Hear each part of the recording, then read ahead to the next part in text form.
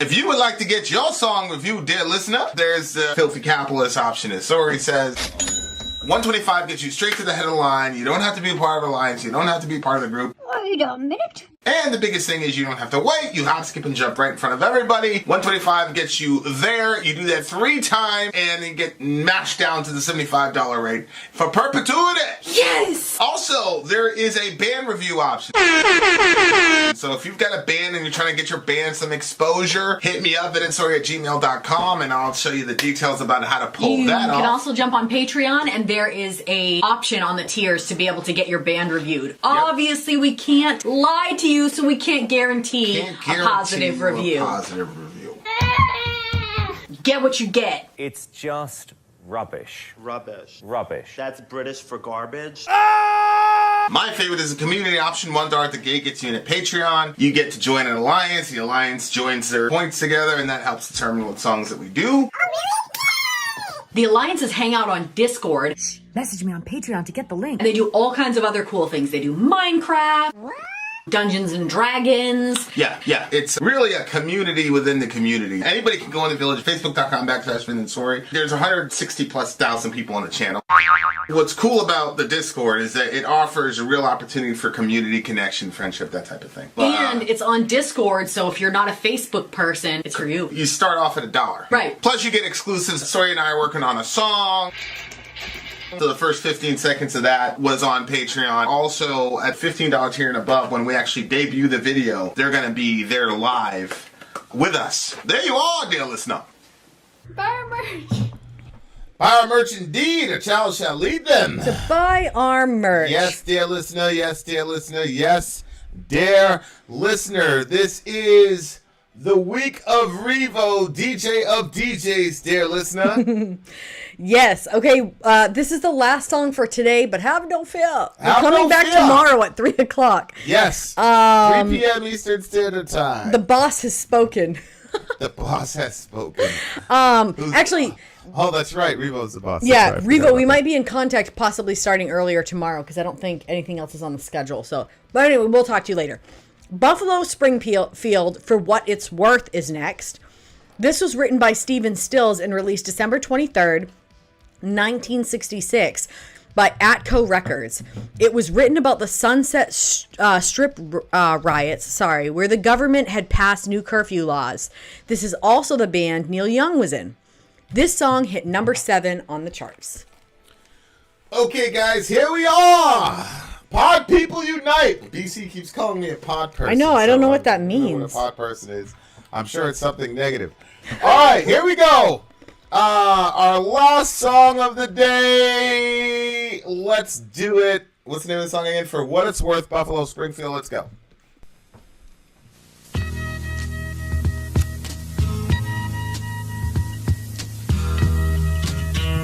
I know this riff. Really? I know this riff. There's something happening here, but what it is ain't exactly clear. There's a man with a gun over there, A gun? telling me I've got to beware. I think it's time we stop, children. What's that sound? Everybody look what's going down.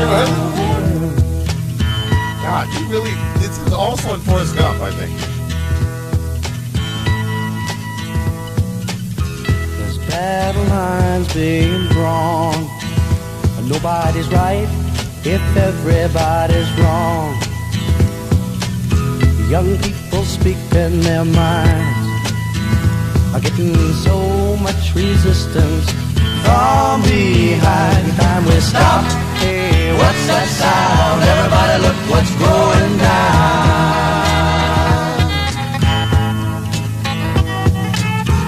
What instrument is that?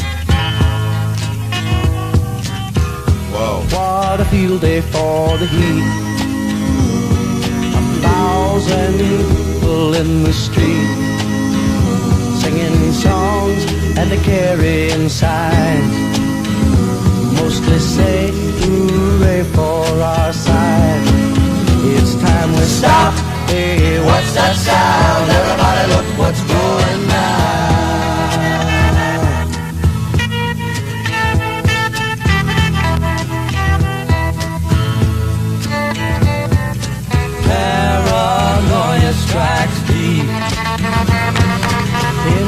your life it will creep.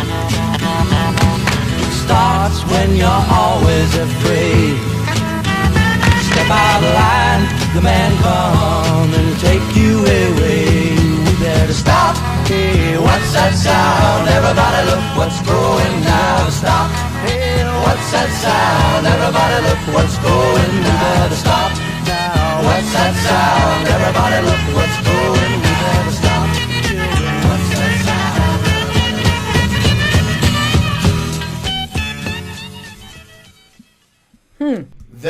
That riff was that riff is really famous. I think it's a harmonic. What was that instrument? It kind of sounded like a harmonica, but then something. With that. Yeah, but not a harmonica. That's the guitar, I think. I'm pretty sure Really? that's the guitar. Yeah. Yeah. This song, I'm pretty sure this song also played in Forrest Gump. That opening riff has got to be really, really famous. Okay, so by the mid-1960s, the Sunset Strip had been a place dominated by young members of the hippie and rock and roll counterculture.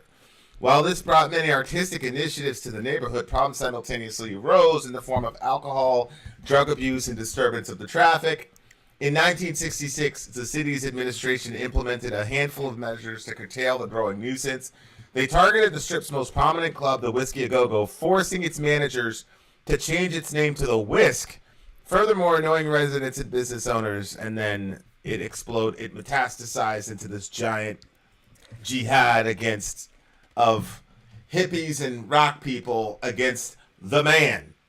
And, police brutality, the whole nine yards. Jeez, okay. Yeah. I mean, it's it's a big period of unrest. You know what I'm saying? There's so many revolutions happening. Sexual revolution, feminism, the anti-war stuff. Yeah. Like I said, one of the things that really hit me about this time period and the progression, if you guys saw the pattern, we started in the 50s, and the way that they dealt with social issues in the 50s was a lot more subtle. Yeah. It wasn't direct. It was extremely subtle, yeah. Right? Whereas now you're good, and that reflected polite society of America in the 50s. You didn't say controversial stuff explicitly. Yep. But then, as now we're into the 60s, now we're in the mid-60s, now people are 10 years later being extremely explicit as to what's going on. And so now you've got these people that came of age in the late 50s, early 60s. Now they're talking, but the previous generation, again, came from 2 world wars and a Great Depression. Their mindset is completely different from these folks' mindset, and now there's this inevitable clash. Yep. And obviously, I'm going to say that the hippies, you could argue that the hippies to a degree won because they were younger and youth always wins out. Like, if you look at the social structure of the United States, what were the hippies fighting about? Sexual freedom and weed. I was going to say, yeah. So you could say in one instance that the hippies actually ended up winning the argument. Yeah.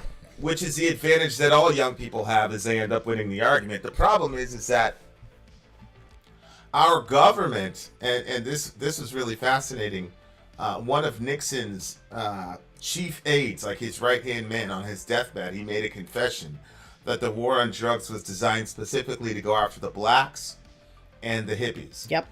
Yep. And so they concocted all this legalese around the war on drugs so that they could shut down all these countercultural movements. And so there's been a real, it's really fascinating. There's been a real, like, Cold War, sometimes hot war, between counterculture revolutionaries in the 60s and then the previous guard who held power. And now they were out to crush the hippies. But again, I will say conceptually the hippies won. The problem is all the children of the late 50s, early 60s are now the old people in power, and they're doing the exact same thing. Yeah, it's crazy. So it's like, wait a minute. Yeah, it's a strange. It's almost like, I feel like young people would have fared better at those time periods because there seemed to be a unity among young people. Like, the man sucks, weed is okay, all these sexual mores are crazy. I don't want to die in Vietnam. You're not going to Vietnam. They're going to send my ass to Vietnam. Fuck that. And everybody seemed unified. Now it's not like that. It's so tribal now that it's impossible to get one generation of people to march in the same direction. Yeah, now. I agree. And it feels like, and I think that this has to do with cancel culture, but because of cancel culture, we're not even letting people talk. So we can't even really progress. We got to be able to hear what everybody says to be able to, Correct. you know. Yeah, 100%. Jack Kerouac, one of the creators of the beat movement, dismissed the hippie movement and said he was against it. I don't know who that is. Yeah, the hippies are interesting because nobody takes them seriously. You know, that was a stereotype because they're on drugs and all this, and they're listening to Grateful Dead or whatever, so nobody really took them seriously, but they ended up winning the cultural argument in a lot of ways. They ended up winning. Oh, for sure. The way that we live. Yeah. But then on the other side, the hippies were also hardcore against capitalism. They were not big fans of capitalism. And like I said, now the former hippies are running the government and squashing all forms of dissent now. So like you're always going to need a group of rebellious young people to push the thing forward. The thing is, those people, once they win the argument, and they're always going to win because they're always going to outlast their opponents, they're going to end up being one of us is going to figure out eventually that the more we keep doing this, the more we create a cyclical form of oppression. It's just a matter of what costume you're wearing when you're doing the oppression. Yeah. And that's one of the reasons why I think, like, this whole social media truth czar thing that Biden stood up is so unpopular. Like, I've heard this Ministry of Truth lady, where this woman believes that she could curate what's right and what's wrong, and she should be able to fact check and editorialize people's tweets ridiculous. and all the rest of it. And Yeah. we're going to be completely beholden to one small department that we didn't even elect, and they're going to determine for us what can and cannot be said on social media. Like, how people think that they're going to be able to slide something like that through and get away with it that tells me, like, okay, you have no respect for the American people whatsoever. If you really think that you're going to be able to initiate something like that. Such a controlling thing to come out with. Yeah. Like, you're going to do something like that to control people's speech in America. You're out of your mind. What are you, just self-proclaimed? Yeah, it's very weird. Yeah, like it's absolutely insane that you think that's really gonna work. Like that's unbelievable to me. Something's happening here. What it is ain't exactly clear. There's a man with a gun over there telling me I gotta be aware. Yeah, and like the jackbooted police state stuff, like, this shit is not funny, bro. Like, honestly, I'm kicking myself for it, but I was going to do a Middle America episode on Joe Biden and fascism, because that was a big word, fascist. Yeah. It's like, listen, Joe Biden was there during the Verizon scandal. Like, he was there. Joe Biden was the vice president during the Edward Snowden situation. Joe Biden was there during Julian Assange. Like, all this shit happened under the Obama-Biden administration. And he was full-throated in support of all these, jingoistic, crazy measures. So now all of a sudden he's going to be, and what do we see? As soon as he gets in, Elon Musk buys Twitter, and then 2 days later, we're hearing about this Ministry of Truth. Like, this shit is not a game. Right. They're not playing around. I didn't even realize that. Yeah, that's what happened. Okay. What happened was Elon was threatening to buy Twitter, and then you didn't hear anything. And then as soon as that announcement was made, 48 hours later, now we've got the Ministry of Truth. So that tells you what those people thought of Twitter, its algorithms, its purposes, etc., etc. You need to know, because why weren't we dealing with disinformation police and all the rest of it prior to Elon buying Twitter? It's because it's obvious that the way the algorithms and the biases of Twitter were obviously benefiting one group of people. Absolutely. And then as soon as they have a problem with it. Now there's a problem. Now we need a ministry of truth. Yeah. And that tells me everything I need to know about the power of social media. And the fact that if you're an autocrat, social media is your worst nightmare, because now you can't go out there and push your wars and people are going to slavishly go along with it. You're going to have serious problem, and all your propaganda and all the rest of it is going to get called out in real time and exposed. And I think they have a real problem with that. I totally see that. That's insane. Yeah, I mean, so here we are. I mean, the principle, people keep getting fooled. It's not about left wing versus right wing. It's about autocracy versus freedom. There's left-wing autocracy. I don't care what you call it. There's right-wing autocracy. I call it fascism. I don't care. The fact of the matter is, all of these people on the same team, and they know they're on the same team.